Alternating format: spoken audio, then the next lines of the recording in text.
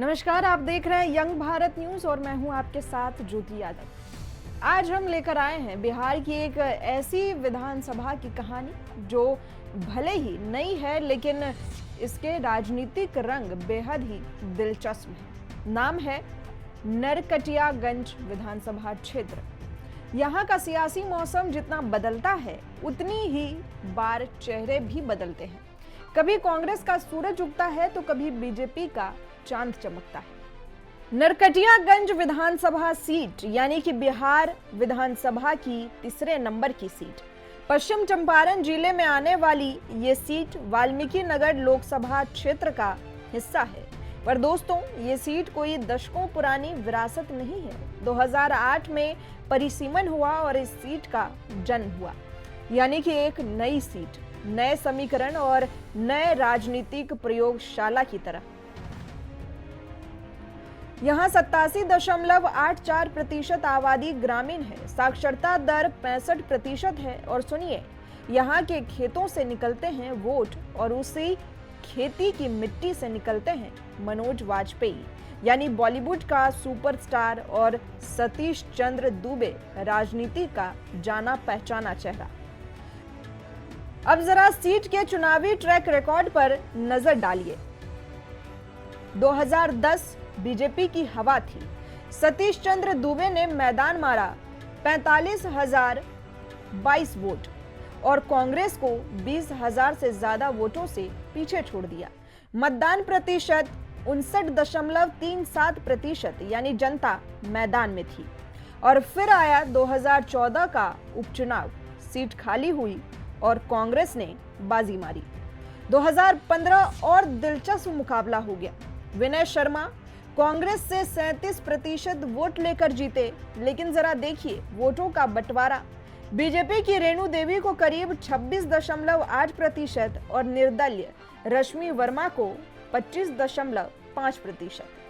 मतलब मुकाबला 3 ध्रुवीय हो गया। और फिर आया 2020 का महासंग्राम।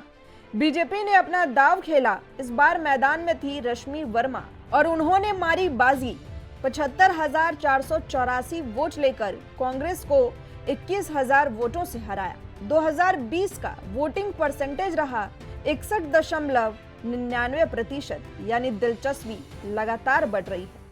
अब जरा बात करें असली गेम चेंजर की, जातीय समीकरण की। नरकटियागंज में जो जीता वही सामाजिक गणित का चैंपियन। राजपूत, भूमिहार और कुर्मी, ये 3 जातियां मिलकर हार जीत का फैसला करती है। इनके अलावा ब्राह्मण और यादव वोटर्स भी निर्णायक भूमिका में हैं। कहने का मतलब साफ है, यहाँ की सियासत जातीय जोड़ घटाव से चलती है और यही जोड़ घटाव बनाता है समीकरण का मास्टर।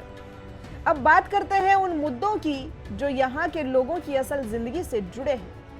नरकटियागंज को जिला बनाने की मांग, ये मुद्दा हर चुनाव में उठता है, पर जवाब अब तक अधूरा है। बाढ़ और कटाव, हर साल गंडक नदी का पानी गांवों को बहा ले जाता है, लेकिन वादों की नाव कभी नहीं चलती। सिंचाई की सुविधा, यानी खेतों में पानी नहीं, किसान परेशान। और हाँ, सरकारी दफ्तरों में भ्रष्टाचार, जहां फाइलें चलती नहीं, रुकती है और रिश्वत से पिघलती है।